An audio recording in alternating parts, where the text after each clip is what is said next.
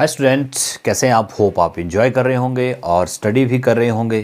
तो आज का जो कंसेप्ट मैंने लिया है वो है मेटल एंड नॉन मेटल से ही, that is extracting metals in the middle of reactivity series. जो एक्टिविटी सीरीज है कौन सी, मिडल में, जो ना तो बहुत ज़्यादा रिएक्टिव है और ना तो बहुत कम रिएक्टिव है, उसको हम उससे हम मेटल्स को कैसे एक्सट्रैक्ट जो वो कर सकते हैं ना, उसके बारे में करेंगे हम।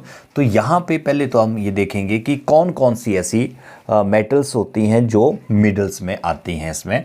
जैसे आयरन है, आयरन के बाद जैसे जिंक है और लेड है और कॉपर है ना। ये मेटल्स होती हैं, ये रिएक्टिविटी सीरीज में मिडल में जो वो आती है, ना तो हाईली रिएक्टिव होती है ना तो लेस रिएक्टिव होती हैं।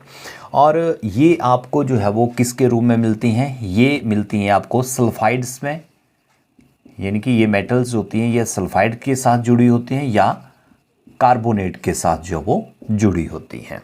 तो हमने पिछले टॉपिक में देखा था कि अगर मेटल जो है वो अगर ऑक्साइड के साथ जुड़ी है ना, मेटल ऑक्साइड्स के साथ जुड़ी है, मेटल ऑक्साइड्स बना रही है, तो मेटल ऑक्साइड से मेटल को सेपरेट करना जो है वो ईजी हो जाता है ना, आसानी हो जाती है। जैसे हमने उसको सिंपली हीट करके जो है उसके ऑक्साइड से उसको सेपरेट कर दिया गया था। तो मेटल ऑक्साइड से मेटल को सेपरेट करना इजी है as comparison to its sulphide and carbonate. तो फिर हमें क्या करना पड़ेगा, सबसे पहले हमें जो सल्फाइड हैं या कार्बोनेट हैं उनको हमें किस में कन्वर्ट करना पड़ेगा, मेटल ऑक्साइड में जो उनको कन्वर्ट जो वो करना पड़ेगा। ठीक है, तो यहाँ पे हमारे पास दो टेक्निक हैं, एक है रोस्टिंग, बहुत इंपॉर्टेंट है, पेपर में पूछते हैं, और सेकंड है कैल्सिनेशन।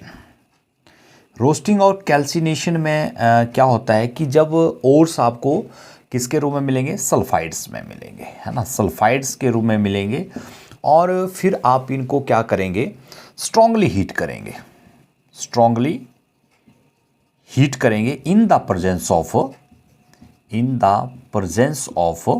एक्सेस एयर, है ना। यहाँ पे एयर जो वो एक्सेस होगी और इसको हम हीट करेंगे in the presence of excess air, है ना। और कैल्सिनेशन में क्या होगा, इसमें आपको जो ओर्स मिलेंगे वो आपको मिलेंगे कार्बोनेट्स में, कार्बोनेट्स के रूप में होंगे। और यहाँ पे भी हम क्या करेंगे, स्ट्रांगली हीट करेंगे, इनको स्ट्रांगली हीट करेंगे, और इन द प्रेजेंस ऑफ, यहाँ पे डिफरेंस आएगा, इन the presence of limited air, limited supply of air, limited air, है ना, लिमिटेड एयर्स में, इस एयर में इसको हम क्या करेंगे, हीट करेंगे। ये दोनों में फ़र्क आता है, स्ट्रांगली हीट दोनों में है, लेकिन यहाँ एक्सेस एयर है और यहाँ पे लिमिटेड एयर है। ये सल्फाइड्स के होंगे और ये कार्बोनेट के ओर्स जो वो होंगे। ठीक है, तो यहाँ पे हम एग्जाम्पल के साथ इसको करने की कोशिश करेंगे, रोस्टिंग एंड कैल्सिनेशन को। डेफिनेशन तो आपको इसकी समझ आ गई कि रोस्टिंग में एक्सेस एयर होगी और स्ट्रांगली हीट करेंगे इसको हम, है ना, और सल्फाइड्स के इसमें और होंगे।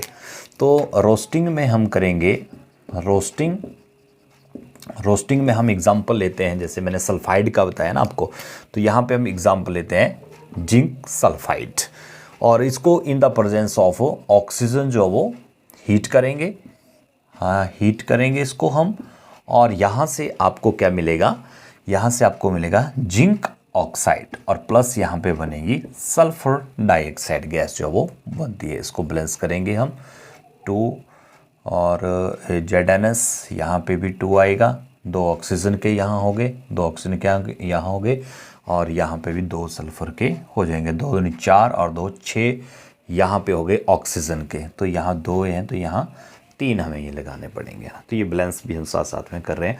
तो ये तो हो गया रोस्टिंग, जिसमें हमने सल्फाइड के ओर को इन the presence of oxygen strongly heat किया। ठीक है, और सेकंड जो होगा कैल्सिनेशन, उसमें हमने लिमिटेड सप्लाई ऑफ एयर में उसको हीट करेंगे। जैसे जिंक कार्बोनेट ले लिया मैंने, है ना, जिंक कार्बोनेट को हम हीट करेंगे in the limited supply of air, और इससे बन जाएगा आपका जिंक ऑक्साइड और प्लस कार्बन डाइऑक्साइड गैस जो यहाँ से निकलती है। तो ये रोस्टिंग और ये कैल्सिनेशन प्रोसेस जो वो होती है। अब नेक्स्ट आता है हमारे पास कि अब हमने जो हमारे पास ये ऑक्साइड आ गए ना, जैसे जिंक का ऑक्साइड आ गया हमारे पास, अब इनसे हमने जिंक को सेपरेट करना है ना। ऑक्साइड से हमने जो ऑक्साइड्स हैं उससे हमने क्या करना है, मेटल को सेपरेट करना है। तो मेटल को सेपरेट करने के लिए देखो हमारे पास रिड्यूसिंग एजेंट होते हैं। यहाँ पे हम रिड्यूसिंग एजेंट जो वो यूज़ करेंगे, जो क्या करेंगे, रिडक्शन करेंगे, है ना। रिडक्शन क्या होती है, that is the loss of oxygen, है ना, एंड गेन ऑफ हाइड्रोजन। तो रिडक्शन करेंगे ये रिड्यूसिंग एजेंट, और यहाँ पे हम एग्जांपल लेंगे कार्बन का। ये भी एक रिड्यूसिंग एजेंट जो वो होगा, है ना। तो यहाँ पे हमारे पास जिंक ऑक्साइड है, जिंक ऑक्साइड प्लस यहाँ पे हम कार्बन लेंगे, और ये जिंक जो है वो सेपरेट हो जाएगी, और यहाँ पे बन जाएगी कार्बन मोनोऑक्साइड गैस जो वो आपके पास आ जाती है। तो यहाँ पे इस रोस्टिंग और कैल्सिनेशन के बाद हम रिड्यूसिंग एजेंट जो वो यूज़ करते हैं, है ना। इसके अलावा हम रिड्यूसिंग एजेंट के अलावा यहाँ पे हम कई बार डिस्प्लेसमेंट रिएक्शन भी करवाते हैं। डिस्प्लेसमेंट रिएक्शन भी हम इसमें करवा सकते हैं, है ना। और यहाँ पे कौन सी मेटल हम यूज़ करेंगे, ऐसी मेटल्स यूज़ करेंगे जो हाईली रिएक्टिव हो, है ना। जैसे कार्बन है ना, इसकी जगह हम ऐसी मेटल लेंगे जो हाईली रिएक्टिव होगी, हाईली रिएक्टिव होगी, जिसकी रिएक्टिविटी जो वो ज़्यादा होगी। जैसे हम यहाँ पे सोडियम, है ना, या कैल्शियम या एल्युमिनियम, इस तरह की मेटल्स जो वो यूज़ कर सकते हैं एज अ रिड्यूसिंग एजेंट, है ना।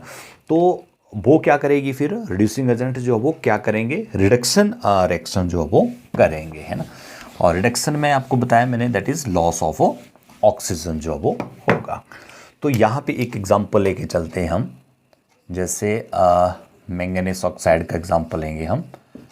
मैंगनीज ऑक्साइड है, और इसमें जैसे मैंने एल्युमिनियम ले लिया, है ना। यहाँ पे मैंने ज़्यादा रिएक्टिविटी वाली मेटल जो है वो यहाँ पे ले ली। तो यहाँ पे क्या होता है कि Mn जो है वो सेपरेट हो जाता है, और यहाँ पे ये बन जाता है Al2, एल्युमिनियम ऑक्साइड जो वो बन जाता है, और प्लस मैंगनीज जो वो सेपरेट हो जाता है। तो ये इसको बैलेंस भी करेंगे, 3 और एल्युमिनियम का आ गया 4, और यहाँ पे आ जाएगा 2, तो 4 हो जाएगा एल्युमिनियम का, और 3 इसके हैं, 3 इसके आ जाएंगे, है ना। तो यहाँ पे एल्युमिनियम ऑक्साइड बन जाता है, और मैंगनीज जो है यहाँ पे ये सेपरेट हो जाती है। अब ये जो रिएक्शन होती है ये क्या होती है,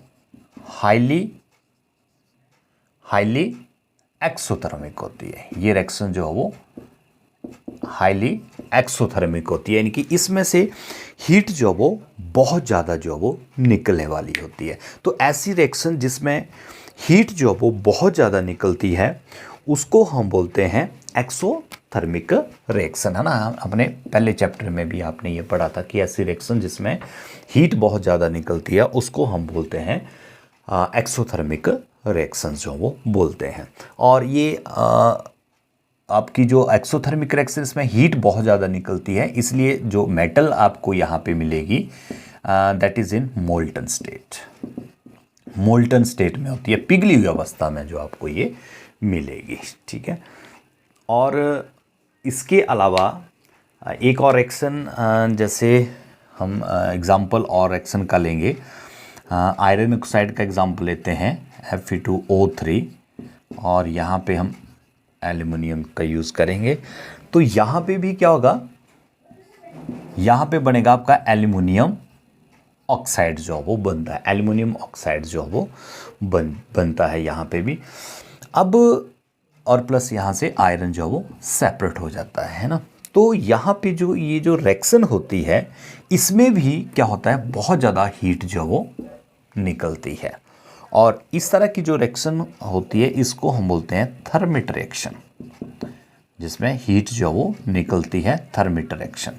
और इसी के कारण इसका यूज़ जो वो कहाँ पे किया जाता है इस रिएक्शन का, जिसमें आयरन ऑक्साइड में एल्यूमिनियम जो मिलाया जाता है। जो रेलवे ट्रैक होते हैं ना, रेलवे ट्रैक, उनको ज्वाइंट करने के लिए, उनको जोड़ने के लिए जो है वो इसका यूज जो वो किया जाता है। रेलवे ट्रैक में इसको ज्वाइंट करने का यूज़ किया जाता है। तो ये रिएक्शन जो है वो थर्मिट रिएक्शन जो है वो कहलाती है। तो इस तरह से हम extracting metals in the middle of reactivity series में इसको हम सेपरेट कर सकते हैं, कैल्सिनेशन, रोस्टिंग, और फिर उस ऑक्साइड को हम रिड्यूसिंग एजेंट जो है वो लगाएंगे या डिस्प्लेसमेंट रिएक्शन करेंगे ऐसी रिएक्शन के साथ, ऐसी मेटल्स के साथ जो हाईली रिएक्टिव होती है एज कंपैरिजन टू जो उसके साथ दूसरी मेटल जो वो लगी होती है, तो उसके साथ हम डिस्प्लेसमेंट रिएक्शन जो वो करवा सकते हैं। तो इस तरह से ये आपको क्लियर हो गया होगा कि ये जो एक्सट्रैक्टिंग होती है मिडल क्लास में, जो मिडल ऑर्डर में जो मेटल्स होती हैं उसको किस तरह से एक्सट्रैक्ट हम कर सकते हैं। ठीक है, तो आज के लिए बस इतना ही। नेक्स्ट वीडियो के लिए हम कंटिन्यू करेंगे नेक्स्ट। Thank you.